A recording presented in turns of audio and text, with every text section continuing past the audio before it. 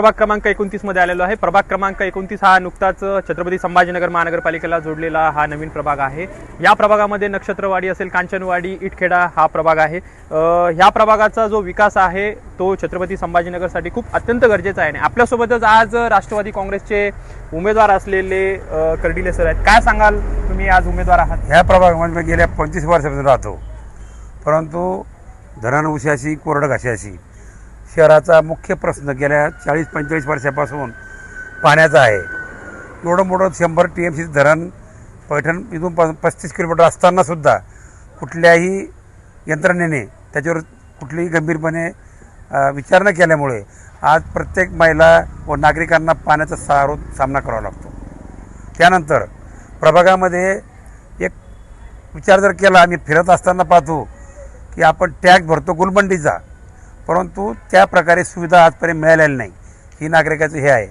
आणि दुसरी गोष्ट टॅक्सची, तर आमच्या हातात जर तुम्ही महापालिका दिली राष्ट्रवादी काँग्रेस पार्टीच्या अजितदादा पवारच्या मार्गदर्शनाखाली, जसं महानगरपालिका पिंपरी चिंचवड ही आशिया खंडातलं एक पहिली महानगरपालिका आहे की तिला आयुष्य नाही मिळालेली आहे, ते मिळवण्याचा आम्ही प्रयत्न करू। दुसरी गोष्ट, ह्या प्रभागामध्ये जे शिक्षण संस्था आहेत त्या शिक्षण संस्थेत सगळेच गरीब 2-4 लाख फी भरू शकत नाहीत, परंतु ज्या मॉडेल स्कूल करण्याचा आम्ही महानगरपालिकेचा प्रयत्न करू की त्या ठिकाणी गरिबांच्या मुलांनासुद्धा स्मार्ट एज्युकेशन मिळालं पाहिजे। त्यानंतर तिसरा प्रश्न आहे शहराचा मुख्य, तो म्हणजे टॅक्स जो आहे। एक आम्ही प्रचार करत असताना साताऱ्यामध्ये एक महिला, गरीब महिला आहे, 4 पत्र्याचं घर आहे भेंड्याचं, आणि तिला टॅक्स आला 4 लाख रुपये। त्या घराची किंमत 2 लाख नाही आहे, पण तिच्या घराला नोटीस लावली 4 लाखाची। हा कोणता टॅक्स आहे? तुम्ही कुठल्याही मूलभूत सुविधा न देता जर एवढे टॅक्स नागरिकांना लावता, तर आमच्या ताब्यात जर महापालिका आली आणि माझ्या प्रभागात माझी पत्नी सौ निर्मला रामचंद्र कर्डिले ही राष्ट्रवादी काँग्रेस अजित पवार गटाची उमेदवार असून ती सुशिक्षित आहे व सेवानिवृत्त शिक्षिका आहे, तिला प्रशासनाचा अनुभव आहे, ती सभागृहात बोलू शकते, परंतु त्याकरिता पद महत्त्वाचं आहे। आणि एक सुशिक्षित महिला जर सभागृहात गेली ती नक्कीच आपले प्रश्न कणखरपणे मांडू शकते। त्यानंतर राहिला विषय, आमच्या ताब्यात जर महापालिका आली तर आम्ही 500 स्क्वेअर फूटपर्यंतचे जे घर आहेत त्या घरांना मोफत, त्यांना कुठल्याही प्रकारचा टॅक्स राहणार नाही। आणि ज्यांचं 1000 स्क्वेअर फुटाचं घर आहे त्यांना 50% टॅक्स लावण्याचा प्रयत्न करू।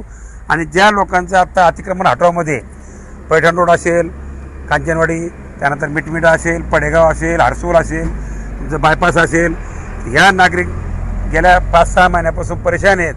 प्रशासनाच्या अतिरेकामुळं हे लोकांचे बेघर झाले, काही लोकांना घरं नाही राहिले, काही लोकांचे रोजगार गेला। तर आमच्या ताब्यात जर महापालिका दिली, आज आमचा अजेंडा आहे अजितदादांचा की महापालिका जर ताब्यात आली तर आम्ही अगोदर ज्या लोकांचे अतिक्रमणाच्या माध्यमातून नुकसान झालं त्याच्यात वडिलोपार्जित काही स्वतःची प्रॉपर्टी असेल त्यांना नुकसान भरपाई देण्याचा प्रयत्न करू, किंवा जे अतिक्रमण जरी त्यांनी जर केलं सरकारी जागेत तर त्यांना पर्याय जागा देण्यासाठी आम्ही नक्की आवाज उठवू, हे आम्हाला शब्द देतो तुम्हाला। आता नागरिकांना काय आव्हान कराल? आता तुम्ही सर्व समस्या सांगितलेल्या आहे, आव्हान खूप मोठे आहे तुमच्या समोर। नागरिकांना हेच आवाहन करतो, शेजारी आघाडी सरकार असताना विलासराव देशमुख मुख्यमंत्री होते, राजेंद्र बाबू उद्योगमंत्री होते, आणि अजितदादा पवार हे अर्थमंत्री असताना 16,000 हेक्टर जमीन DMIसाठी अक्वायर केली आहे। आणि LNDच्या माध्यमातून पूर्ण 16,000 हेक्टर म्हणजे 40,000 एकर जागा पूर्ण डेव्हलप झाली आहे। त्या ठिकाणी अनेक JSW, टोयोटा, तुमचं इंडोरन्स असे मोठमोठे उद्योग 15,000 20 कोटीची इन्व्हेस्टमेंट त्यांनी केलेली आहे। त्या ठिकाणी हजारो तरुणांना रोजगार मिळणार आहे। आज जर शहरात पाहिलं तर शहरामध्ये अनेक तरुण बेरोजगार म्हणून बाहेर फिरतात, त्यांना रोजगार नाही, शिक्षणाच्या मूलभूत सुविधा नाही। महानगरपालिकेच्या शाळेमध्ये मुलांना, गरिबाच्या मुलांना शिक्षण घ्यावं लागतं, त्यांना बसण्यासाठी दिलेली जागा नाही, स्वच्छतागृह नाही, पिण्याच्या पाण्याची व्यवस्था नाही, क्रीडांगण तर बिलकुल नाही।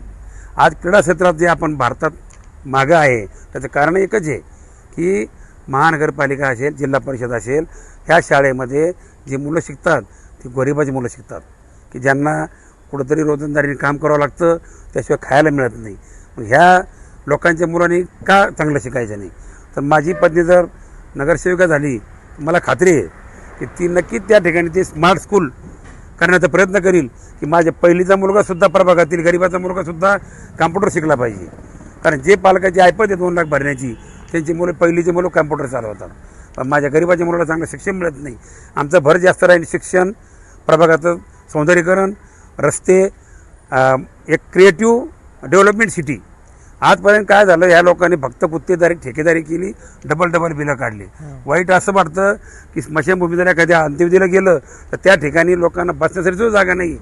अनेक लोकांनी त्या ठिकाणी भ्रष्टाचार केलेला आहे. आम्हाला त्यावर बोलायचं नाही, परंतु आम्ही जर आलो तर ज्या लोकांच्या मूलभूत सुविधा आहेत, लोकांना काय लागतं, गटर मटर वाटर, पाणी, रस्ते आणि गटर, ह्या 3 गोष्टी महत्त्वाच्या आहेत. पण आज जर पाहिलं प्रभागात तर सगळी दैनंदिन म्हणजे दयनीय अवस्था झालेली आहे. सातारा परिसर 2016मध्ये महापालिकेत समाविष्ट झाला, परंतु त्या ठिकाणी एक गाडीचंही काम नाही आहे. लोकांना आज उन्हाळा असून सुद्धा त्या ठिकाणी गाडी जात नाही. मी रात्रीच काल प्रभागात फिरत असताना पाहिलं तर त्या ठिकाणी पावसाळ्याचे लोक कसं चालत असतील. त्यानंतर दुसरा मुद्दा लाईटचा आहे. अनेक ठिकाणी डिब्या उघड्या आहेत, तारा लोंबकळलेल्या आहेत, त्या लोकांना वारंवार लाईट जाते, त्याच्यावर कोणी लक्ष देत नाही. ह्या लोकांच्या ज्या मूलभूत सुविधा आहेत ह्या महत्त्वाच्या आहेत. शिक्षण, रोजगार, तुमचं लाईट असेल, तुमचं रस्ते असतील, गटर असेल, ह्या मूलभूत सुविधासाठी आम्ही आणि आमचं कुटुंब गेल्या 15 वर्षापासून ह्या भागामध्ये मी काही लोकांचे रस्ते बंद केले होते, परंतु मी प्रशासनाची पाठपुरावा करून ते बंद केलेले रस्ते सुरू केले की जेणेकरून प्रभागातील महिलांना 50 मीटर जागेसाठी 3 किलोमीटरचा फेरा मारावा लागायचा. माझ्याकडे पुरावेसहित आहे. मी निवडणुकीला उभा म्हणून बोलत नाही. दुसरी गोष्ट, अनेक भागामध्ये मी प्रभागाच्या चौकाचं सुशोभीकरण करण्याचा प्रयत्न केला. त्यानंतर अनेक भागात काही बिल्डिंग झाल्या, परंतु DPची कॅपॅसिटी कमी असल्यामुळे लोकांना त्या ठिकाणी पुरेशा प्रमाणात लाईट मिळत नव्हती. कोणाच्या TV जळाला आहे, कोणाचा फॅन जळाला, पूर्ण प्रमाणात त्यांना हे मिळत नाही. त्या ठिकाणी आपल्या जिल्ह्याचे खासदार, आमचे नेते भुमरे साहेब यांच्या माध्यमातून प्रयत्न करून DP आणून नागरिकांना 8 दिवसात DP दिली. नागरिकांनी सत्कार केला. सत्काराची गरज नाही, तुम्ही चांगलं पदाची गरज नाही, पण संयुक्तिक जर पद करायचं असेल, काम करायचं असेल, त्याला पद लागतं. परंतु आम्ही कुठल्या पदावर नसताना केलेले कामं आहेत. पण आम्हाला जर जनतेने निवडून दिलं, आमचं कुटुंब हे सुशिक्षित कुटुंब आहे. ते कधीही आम्हाला नगरसेवक व्हायचं आहे, ठेकेदारी करायची, आमचे खिसे भरायचे, श्रीमंत व्हायचा आमचा बिलकुल उद्देश नाही. निश्चितच आपल्यासोबत महिला सुद्धा उमेदवार आहेत. काय सांगाल, तुम्ही रिंगणात आहात? नमस्कार, मी निर्मला रामचंद्र कर्डले. खरं तर पाहिलं तर मी 29 प्रभागामधून उभी आहे, राष्ट्रवादी अजित गट यांच्या उमेदवारीतून. हा जर प्रभाग जर पाहिला तर उद्योगाचं 1 नंबरचं माहेरघर किंवा प्रवेशद्वार म्हणावं लागेल. आणि इथं कोणत्याही प्रकारचे उद्योग या तरुण लोकांना नाही आहेत. त्याचबरोबर या ठिकाणी जे पाणी येतं, तो पाण्याचा जो प्रश्न आहे तो अतिशय गंभीर आहे. मी रस्त्याने जाताना पाहिलं तर पाईपमधून जे थोडं पाणी टपकतं ते पाणी लोक भरतात आणि डोक्यावर वाहून येतात 2-2, 3-3 किलोमीटर. तर मला पहिल्यांदा त्या स्त्रीच्या डोक्यावरचा हंडा उतरायचा आहे. मला प्रत्येक घरामध्ये पाणी पोहोचायचं आहे. त्याचबरोबर मी पाहते की रस्त्याने कचऱ्याचे प्रचंड ढीग दिसतात. घंटागाडी वेळेवर येत नाही आहे. ती जी दुर्गंधी अस्वच्छता आहे ते मला स्वच्छ करायचे. घंटागाडी रोज येईल, हाही माझा प्रयत्न राहील. आणि जेणेकरून महिलांचे जे काही कष्ट आहेत पाण्याबद्दल ते सुद्धा मी पूर्ण करण्याचा प्रयत्न करणार आहे. प्रत्येक घरामध्ये पाणी कसं पोहोचेल यासाठी मी प्रयत्न करेन. त्याचबरोबर महानगरपालिकेच्या शाळा पाहिल्यात, त्या शाळेंची अतिशय दयनीय अवस्था आहे. बऱ्याच ठिकाणी शाळेच्या एखाद्या वर्ग खोल्यात जर तुम्ही गेलात तर अक्षरशः फळा तुटलेला दिसतो आपल्याला. अशा फळ्यावर तिथं शिक्षक शिकवत आहेत. आणि या विद्यार्थ्यांचं भवितव्य काय आहे? जर असे त्या ठिकाणचे बोर्ड असतील, मुलांना बसायला व्यवस्था नाही आहे, त्या ठिकाणी स्वच्छतागृह नाही आहे,